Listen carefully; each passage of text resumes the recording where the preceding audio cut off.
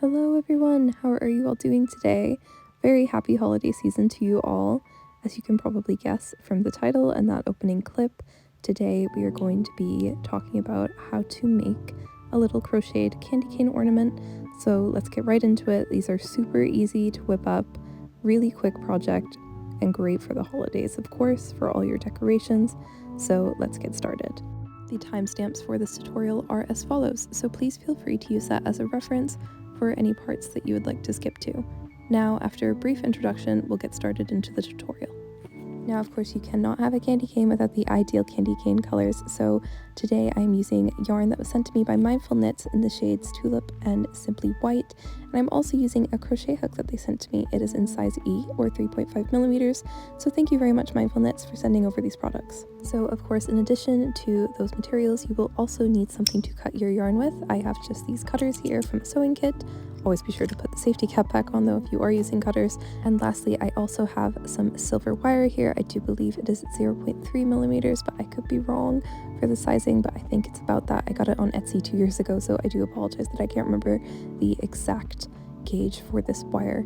Now, the silver wire is not completely necessary. There is a way you can curve the candy cane without having the wire to form it and shape it, but I do highly recommend using the wire just because it makes the product a lot neater in the end. But of course, this is totally up to you and what you have. This is just a fun holiday craft, so there's no pressure. And so that pretty much wraps up the introduction. Now we will get moving on with the tutorial, starting off first with the red strip of the candy cane.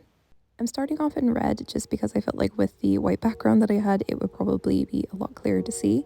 I recommend pulling the yarn end that is from the center of the skein so that you are able to have a much easier distribution of your yarn and it's a lot less messy, but again, totally up to you. So first we will just start out by making a slip knot to start off our chain. This is how I make my slip knot. I always try to make sure that I hold the tail in my right hand, and then the working yarn, which is the yarn that is still attached to the ball of yarn, which is that one there, I make sure that that one is in my left hand.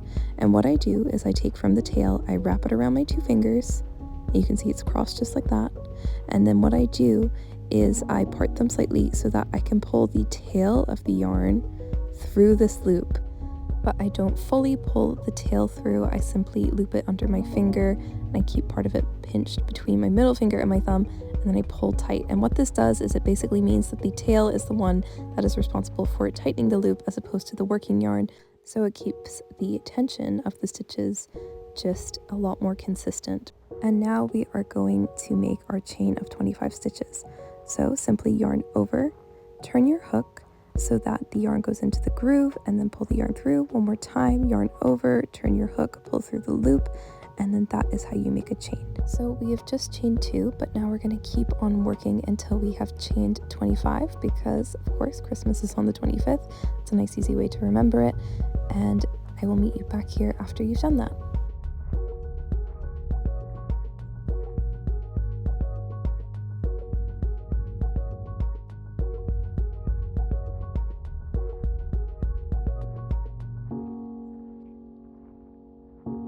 So now that you have done your 25th chain just there, it should look like this. I know this chain seems kind of long, but you'll see why in just a moment that it has to be this length. So we're going to start working back down the chain in single crochet. Sometimes for the ends, I like to just chain an extra one just to make sure that it has a nice curve, but of course this is completely optional. So in that first chain, you're going to do 5 single crochet stitches. So just make sure you keep going into the same loop and just do 5 single crochet stitches. It will make this arch kind of shape, and I know it seems like there is a bit of a gap forming with that first chain and that base loop that you're working in, but I promise that you don't see this at the end of the tutorial. And for the red swirl, that's all there is to it really. Just keep working in single crochet, doing a total of 5 stitches in each of the chains. And of course there's 25 chains in total, so you'll have to do this 25 times, but you'll start to be able to see a curl forming. I think the footage on screen is about the 6th chain that I was working in, so you can see there it starts to form a really nice curl. And this spiral crochet chain is actually really useful for lots of other features and projects, but of course it is perfect for the swirls in a candy cane. So here we are about to do our last stitch. You can see that spiral has formed really well, and it's super simple. Just keep doing the 5 single crochet stitches in each chain, and it builds up this really nice spiral effect. So once you have finished off that last set of 5, it will look something like this. Now I'll show you guys how I finish this off. So because we did a slip knot just as that first chain, you can actually tighten it up by pulling on the tail just like so. Next, we are going to snip off the working yarn. So leave a little bit of excess yarn. It doesn't have to be much longer than the tail there. So about 4 to 5 inches is enough. And how I like to finish it off is I get my crochet hook through the loop again, and with the string, which was from our working yarn, not the tail, I pull that through both of the loops, just like so, and then I take it through again one more time, so it's as if you're chaining and then slipping that stitch through, and this creates a really nice bound off stitch as opposed to like a loose loopy one. It keeps the tension really nice. And I'm not going to snip off these excess ends, and I'll show you why. I'm going to tie the 2 of them together just because it creates a nice little spin just at the end. You saw it there as I pulled through, and this is what our spiral chain looks like, just like so. So again, leave those yarn ends on just like that. They will have a use later.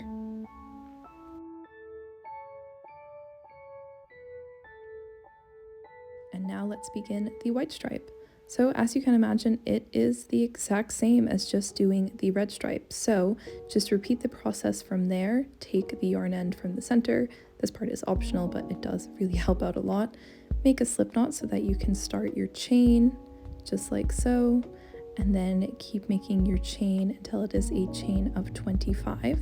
Then working back down the chain in single crochet, make sure you do 5 single crochet stitches in each of those individual chains, and you just keep on going down until you have done 25 sets of 5 single crochet stitches in every single chain. That's all there is to it. So you guys go ahead and do that and come back here whenever you finish the white spiral. It should look something like this. So I have completed my white stripe for the candy cane, but as you can see, the spiral isn't completely perfect. It doesn't just keep on wrapping around. There's a bit where it kinks in the chain. All you have to do here is just keep on working at it, keep spinning it, keep twisting it, and it does eventually work itself out, and then you end up with the spiral again, just like so. So if you have that in yours, don't worry, that's fine. It's normal. It happens just as you're going down each of the chains and you keep on turning it as you work. It can just end up kind of offsetting them slightly, but it's a very simple fix. So you will bind it off just like we did before. So again, snip about 4 to 5 inches of spare yarn, just like so. Oh, always be sure to put your safety cap back on as well. Then you get your crochet hook, and we will go back into this loop, and then we grab what was the working yarn string and just bind it off as we have done before. And there you go. These are our 2 stripes for the candy cane. Now we're going to talk about joining the 2 strips together. So take the ends that don't have the yarn end and pinch them together between your forefinger and thumb, and you're going to twist to intertwine each of the separate spirals. And this is what it looks like whenever you finish combining them. Try to make sure as best as you possibly can that the 2 ends meet, just to keep that nice, clear, contrasting stripe going all the way up.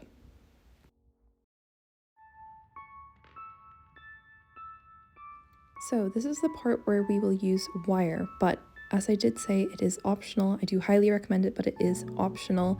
So if you are not using the wire, this is the method you can do. You can take the yarn ends and you can bind it like so, just going through the center of the candy cane here and then wrapping them between each of the grooves of where the spiral is.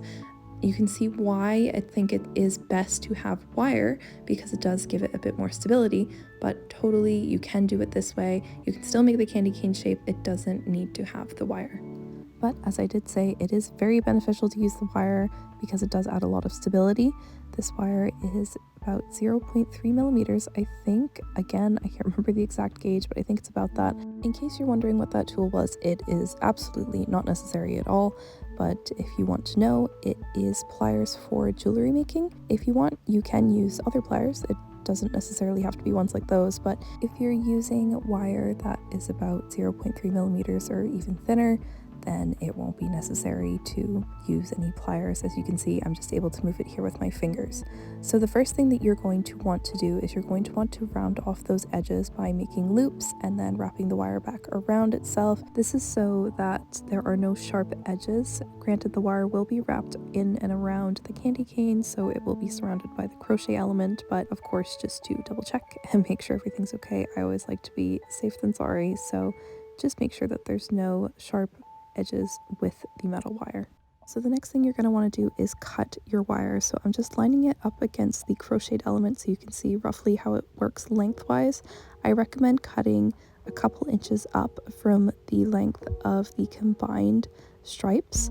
And what you're going to want to do here is just repeat the process where you loop it and bind off the sharp edge and just make sure it's nice and safe.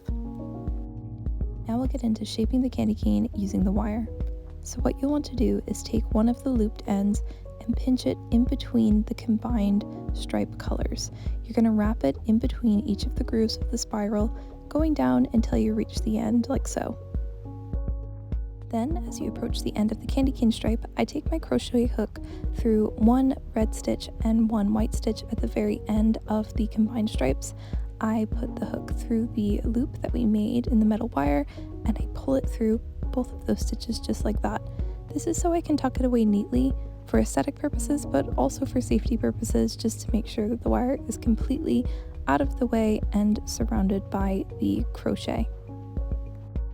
So what I like to do to finish off is just really simple. I take the tail from the white stripe of the candy cane and I pull it through the stitch where the red tail is at. Then I take my crochet hook through the metal loop that we made and I pull both of those tails through.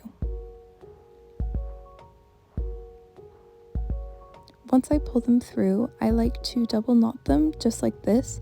It actually also helps to make sure that the metal hook can be nicely hidden because they are covered with the extra yarn. Then I go through one of the stitches at the very end of the candy cane and I pull those tails through and I just like to tuck them into the spiral and I snip off any excess. I make sure to put the cap back on, of course, safety first. And that's all there is to it with the ends. Just fiddle around with it and tuck them away until you see that they're gone. Then for shaping the candy cane, in case there is any of the metal hook seen, I just like to hide that part by folding it in on itself just like so. And then if there's any excess scrap yarn, you can actually use that as a way to hang it, but I just like to hang it with the hook of the candy cane there. And guys, that is all there is to it. You have officially learned the tutorial for making a candy cane, or maybe you crocheted a candy cane along watching this video, and if you have, a very well done to you. I know this tutorial came out a little bit late after Christmas, but I wanted to put it up anyways because it is definitely a fun craft and one that I think is worthwhile doing for the holidays and future holidays to come. So thank you so much for watching, and I'll see you in the next one.